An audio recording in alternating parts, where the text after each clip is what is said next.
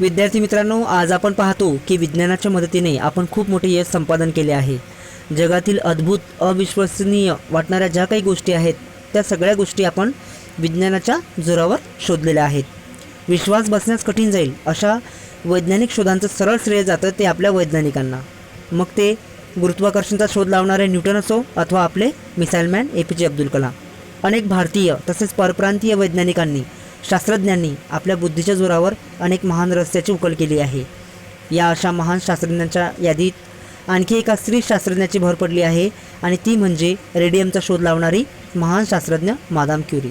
विद्यार्थी मित्रांनो, आजचा आपला हा पाठ मादाम क्युरी यांच्या जीवनावर आधारित आहे। अत्यंत कठीण परिस्थितीमध्ये त्यांनी अनेक संकटांना तोंड देऊन रेडियमचा शोध कशा प्रकारे लावला या सगळ्या गोष्टींची माहिती आपल्याला या पाठाद्वारे आज मिळणार आहे। चला तर मग सुरू करूया आपला आजचा हा पाठ 4.6 a brave heart dedicated to science and humanity, म्हणजेच विज्ञान आणि मानवतेला समर्पित एक धैर्यशील व्यक्तिमत्व। विद्यार्थी मित्रांनो, तत्पूर्वी चिटचॅटमध्ये काही प्रश्न विचारलेले आहेत त्यांना एकदा घेऊया। Have you ever participated in or visited a science exhibition? म्हणजे तुम्ही एखाद्या विज्ञान प्रदर्शनीमध्ये सहभाग घेतला आहे का किंवा मग भेट दिली आहे का? तर तुम्ही उत्तर देऊ शकता, yes, last year I along with my friends participated in world level science exhibitions and selected for district level exhibitions. Okay, second question, did you observe learn any few things there? What are those? म्हणजे तुम्ही तिथं काही नवीन गोष्टी शिकला आहात का आणि त्या कोणत्या आहेत? Yes, we observe and learn a lot of there. Everyone was busy in his experiment. Everyone was trying to prove something. Question number 3, scientists have to work very hard and make many sacrifices for years to achieve success in their experiment. Why? प्रश्न असा आहे की जे वैज्ञानिक आहेत त्यांच्या प्रयोगशाळेत यश मिळवण्याकरिता ते खूप मेहनत घेत असतात आणि त्यांना त्यागही करावा लागतो। तर यावर तुम्हाला काय वाटतं? तुम्ही सांगू शकता की yes, hard work is the key to success. While working of any project they forget everything around them and concentrate on the experiment. Last question, शेवटचा प्रश्न आहे, what is the difference between discovery and invention? म्हणजे discovery आणि इन्व्हेन्शनमध्ये काय फरक आहे? तर discovery is the process of finding information, a place or an object, and invention is something that has never been made or a proceed before. It is something newly designed or created. Okay, चला तर मग विद्यार्थी मित्रांनो सुरू करूया आपला आजचा हा पाठ, brave heart dedicated to science and humanity. आता यामध्ये यातील काही शब्द मी तुम्हाला सांगून देतो बघा. ब्रेव हार्ट म्हणजे काय? एक धैर्यशील व्यक्तिमत्व. डेडिकेटेड म्हणजे समर्पण. सायन्स अँड ह्युमॅनिटी म्हणजेच काय? विज्ञान आणि मानवता. Okay, so let's start. The history of men's progress from the darkness of ignorance to the glorious light of knowledge and enlightenment is full of chapters that tell of extraordinary men and woman.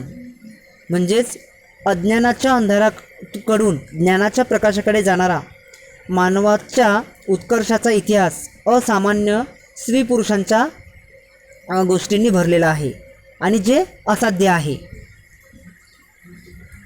Those men and women work with great courage, commitment, dedication and singleness of purpose in their effort to attain what seem to be unattainable. आता पुढे सांगितलेलं आहे की ह्या ज्या गोष्टी आहेत त्या असाध्य आहेत आणि ते साध्य करण्याची आकांक्षा असलेले स्त्री पुरुष धैर्य, वचनबद्धता, त्याग, दृढ निश्चय आणि एकनिष्ठा यांच्या साथीने आपले कार्य करीत राहिले. These men and women were driven in their effort to uncover the truth and mystery of the universe with the indomitable spirit which characterise the human spirit. म्हणजेच काय की जे शास्त्रज्ञ आहेत ते त्यांच्या धैर्य चिकाटी यांच्या म्हणजे त्यांचा जो दृढ निश्चय होता त्यांनी ते सगळे काम करत राहिले आणि एकनिष्ठा यांच्या साथीने त्यांनी दुर्दम इच्छाशक्ती या मानवाच्या परमोच्च वैशिष्ट्याच्या बळावर अनेक वैश्विक सत्य व अनकालीनीय रहस्य उलगडण्यासाठी ते अखंड झटत राहिले. आणि त्यानंतर and this is the spirit and drove Columbus and Vasco da Gama to sail to the unknown seas, Robert Peary to race to the pole, Sir Ronald Ross to fight against malaria, Hillary and Tenzing to reach the top of Everest, and Armstrong and his team to go to the moon. आता बघा, अनेक वैश्विक सत्य व अनाकलनीय रहस्य उलगडण्यासाठी ते अखंड झटत राहिले आणि हीच चेतना कोलंबस व वास्को दी गामाला अज्ञात महासागरातून मार्गक्रमण करण्यास, रॉबर्ट पियरला उत्तर ध्रुवावरून पोहोचण्यास, सर रोनाल्ड रॉसना मलेरियाशी लढा देण्यास, हिलरी व तेलनी सिंगला एव्हरेस्ट शिखर करण्यास आणि आर्मस्ट्रॉंगला व त्याच्या सहकाऱ्यांना चंद्रावर नेऊन पोहोचण्यास स्फूर्ती देत होती. आता काही शब्द आहेत बघा, ते आपण घेऊया या ठिकाणी. कमिटमेंट म्हणजे वचनबद्धता, अनअटेनेबल म्हणजेच काय, प्राप्त करणे, अशक्य गोष्टी प्राप्त करणे. इनडॉमिटेबल म्हणजेच काय, प्रबळ इच्छाशक्ती किंवा मग हार न मानणे, है ना. आता यामध्ये काही शास्त्रज्ञांचा पण उल्लेख केलेला आहे, तो आपण बघूया. जसे की कोलंबसचा उल्लेख केलेला आहे. Okay. Then sir Ronald Ross हे शास्त्रज्ञांचे नाव आहे. हिलरी आहेत, त्यानंतर आर्मस्ट्रॉंग, आणि ते कोणत्या गोष्टींसाठी प्रसिद्ध आहेत ते सुद्धा सांगितलेलं आहे. जसे की वास्को द गामा आहे. या महान शास्त्रज्ञांच्या नावांचा उल्लेख या पॅराग्राफमध्ये केलेला आहे. पुढे आपण कंटिन्यू करूया. One great woman who dedicated her life to the cause of science and to the welfare of humanity is Madame Curie, the discoverer of radium. आता बघा, अशीच एक थोर विदुषी जिने आपले आयुष्य विज्ञानासाठी आणि मानवतेच्या कल्याणासाठी समर्पित केले, ती म्हणजे रेडियमचा शोध लावणारी मादाम क्युरी. आता बघा, आपण यांच्या जीवनावर आधारितच हा पाठ पाहत आहोत. मादाम क्युरी है ना, ज्यांनी काय केलं, रेडियमचा शोध लावला, है ना. डेडिकेटेड म्हणजे समर्पण. ओके. ह्युमॅनिटी म्हणजे मानवता. ओके. त्यांच्या जीवनावर आधारित आपण हा पाठ पाहत आहोत. The mere statement that Madame Curie discovered the radium will never tell the true story of the extraordinary courage, determinations and singleness of purpose that this noble woman showed in the face of extreme poverty, pain and suffering that comes along with such condition. बघा, madame Curie यांनी रेडियमचा शोध लावला असे म्हटल्याने या महान स्त्रीचे दारिद्र्य, यातना व कष्ट या अनिवार्य गोष्टींना तोंड देताना दाखवलेले असाधारण धैर्य, निश्चय आणि ध्येयनिष्ठा यांचे महत्त्व लक्षात येणार नाही. आता आपण पाहत आहोत की मादाम क्युरी यांनी रेडियमचा शोध लावला, परंतु त्यांनी त्यामागे किती मोठे प्रसंग त्यांनी फेस केले आणि किती भयानक दारिद्र्याला त्यांनी तोंड दिलं, या सगळ्या गोष्टींचा गोळाबेरीज जर केली तरच आपल्याला त्यांचा पुढचा प्रवास समजतो. म्हणजे त्यांनी खूप कठीण परिश्रम केले आणि त्यानंतरच त्यांना एक महान शास्त्रज्ञ म्हणून ओळखल्या जाऊ लागले. आता या पॅराग्राफमध्ये काही शब्द जर असतील तर ते आपण घेऊया. जसं की एक्स्ट्रा ऑर्डिनरी म्हणजे काय, अतुल्य. डिटर्मिनेशन्स म्हणजेच काय, निश्चय. करेज म्हणजे धैर्य. पुअर्टी म्हणजे गरिबी. सफरिंग म्हणजे काय, तोंड दिले. कंडिशन म्हणजे परिस्थिती किंवा स्थिती. अलॉंग म्हणजे सोबतच, है ना. डिस्कवर म्हणजे शोध लावला, है ना. So next we will continue. आता त्यांचा जन्म कुठं झाला है ना, ते सगळं पुढे दिलेलं आहे. Born Maria Sklodowska in Warsaw, Poland on November 7, 1867. Marie Curie's childhood dream was to study science in Paris, but her father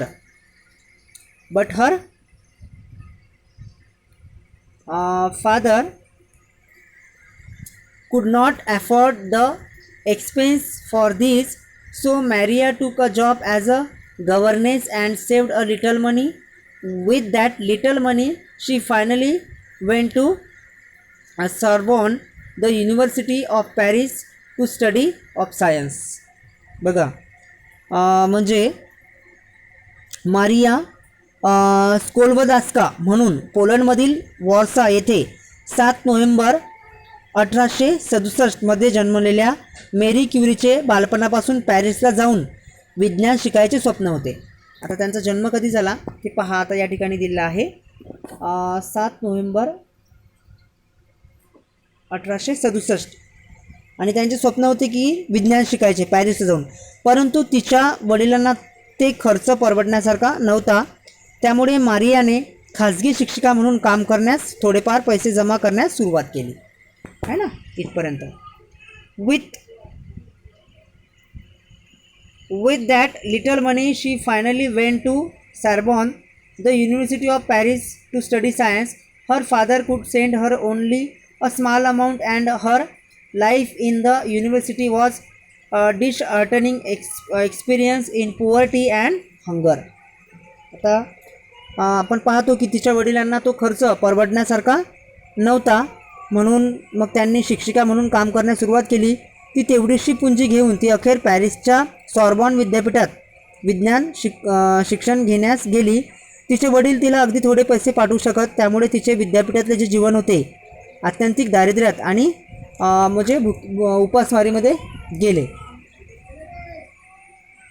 then she lived only a bread, butter and tea, and she often fainted for lack of food. In spite of all this, she pursued her studies indomitables, and she topped her class with honors in physics and mathematics. आता बघा, ती फक्त bread, लोणी आणि चहावर जगत होती. उपासमारीमुळे कित्येकदा ती चक्कर येऊन पडतही असे. त्या अवस्थेतही तिचे शिक्षण तिने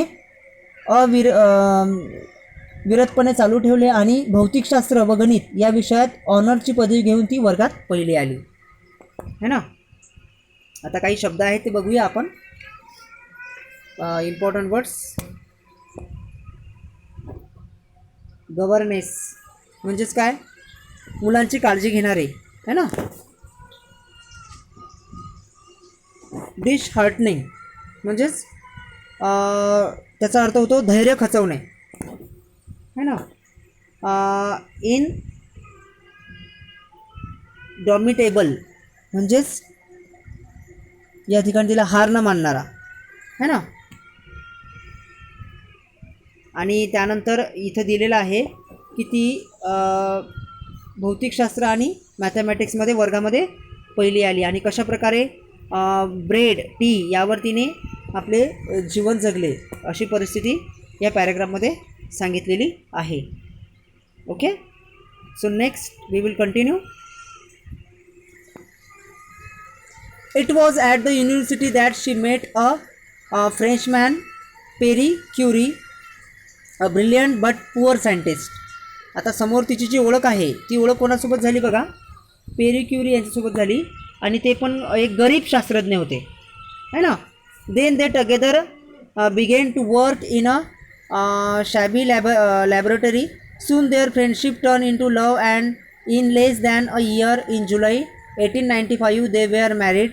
The couple then took a flat in Paris with scarcely and furniture in it except their books, a lamp, a white wooden table and 2 chair.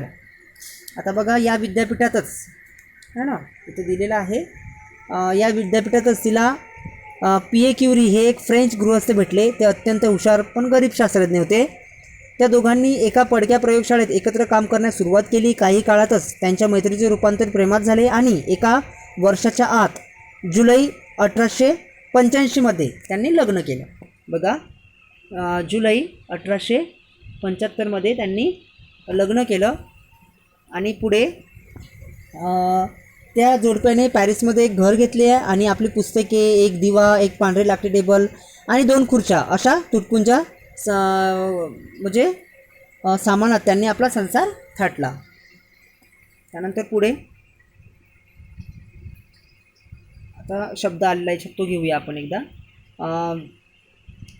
स्केर्सिली म्हणजे हार्डली म्हणजे कठीण परिस्थिती, एक्सेप्ट म्हणजे सोडून है ना, टगेदर म्हणजे एकत्र है ना, पुअर गरीब, शॅबी लॅबोरेटरी म्हणजे पडलेली एखादी प्रयोगशाळा है ना, म्हणजे पडकी प्रयोगशाळा ज्याला आपण म्हणू शकतो.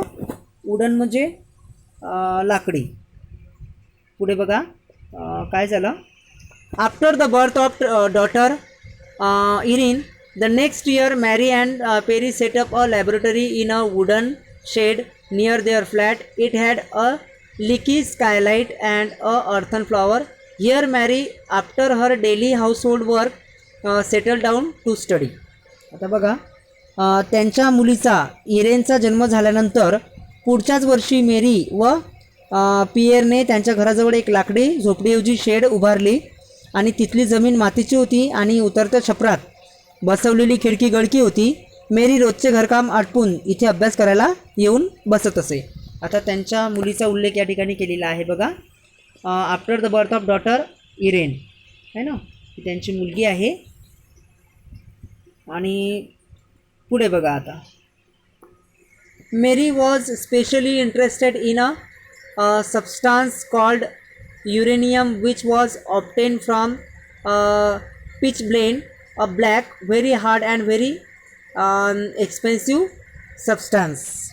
आता बघा, मेरीने पीच ब्लेंड या अतिशय कठीण व प्रचंड महाग अशा काळ्या पदार्थापासून मिळणाऱ्या युरेनियम नावाच्या घटक द्रव्यात विशेष रस होता है ना. त्यांना कशात इंटरेस्ट होता तर युरेनियम है ना, तुम्ही असं इथं पाहू शकता. युरेनियम या घटक द्रव्यामध्ये पीच टेबल या घटक द्रव्यात त्यांना खूप इंटरेस्ट होता. आणि ज्यातून माणसाला वस्तूंच्या आरपार पाहता येऊ शकेल असे अतिशय प्रखर किरण उत्सर्जित करण्यासाठी युरेनियम हा त्यासाठी प्रसिद्ध होता. आता पुढे बघा, uranium was known to give off very powerful rays by which men could see through many substance. म्हणजेच काय, युरेनियममधून माणसाला आरपार पाहता येऊ शकेल आणि अतिशय प्रखर किरण उत्सर्जित करण्यासाठी युरेनियम हा प्रसिद्ध होता. मेरीने असा शोध लावला की युरेनियम प्राप्त केल्यानंतर मागे जो पदार्थ उरतो तो अत्यंत प्रभावी असतो. आता पुढे बघा, by which men could see through many substances. Now Marie discovered that what was left after obtaining uranium was ever more powerful. Later on Pierre and Marie found that there was not one but 2 new substances giving off this rays although they had not yet been able to obtain either of them. आता बघा, मेरीने असा शोध लावला की uranium प्राप्त केल्यानंतर मागे जो पदार्थ उरतो तो अधिक प्रभावी असतो. कालांतराने पियर व मेरीला शोध लागला की किरणोत्सर्ग करणारे एक नाही तर असे 2 नवे पदार्थ मागे उरतात. मात्र अजूनपर्यंत त्यांना ते दोन्हीही मिळवता आले नव्हते. They called one of the polonium in honour of our country Poland and the other was called radium. Radium is the most powerful of the radium active elements and radium active elements can give off rays which can penetrate substance that one opaque to light. There was another French scientist called Henri Becquerel who is 1896 had discovered that uranium proceed this property but polonium and radium proceed radioactive in much higher degree. आता बघा, कालांतराने त्या दोघांनी एकत्र असा शोध लावला की किरणोत्सर्ग करणारे एक नाही तर असे 2 नवे पदार्थ मागे उरतात. मात्र अजूनपर्यंत त्यांना त्या दोन्हींना मिळवता आले नव्हते. त्यांनी तिच्या पोलंड देशाच्या सन्मानार्थ एकाचे नाव पोलोनियम ठेवले होते आणि दुसऱ्याला रेडियम असे नाव दिले होते. रेडियम हा सर्वात शक्तिशाली क्षकिरण विसर्जक आहे. असे पदार्थ अपारदर्शक वस्तूच्या आरपार किरणांचे उत्सर्जन करू शकतात.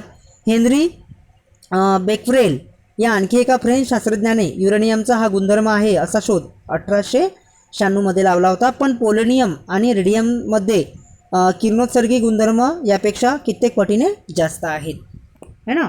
आता इथं आपण थांबू आणि पुढच्या भागामध्ये आपण बघूया आपण पुढे कोणत्या प्रकारच्या कठीण गोष्टींना त्यांना तोंड द्यावं लागलं. ठीक आहे विद्यार्थी.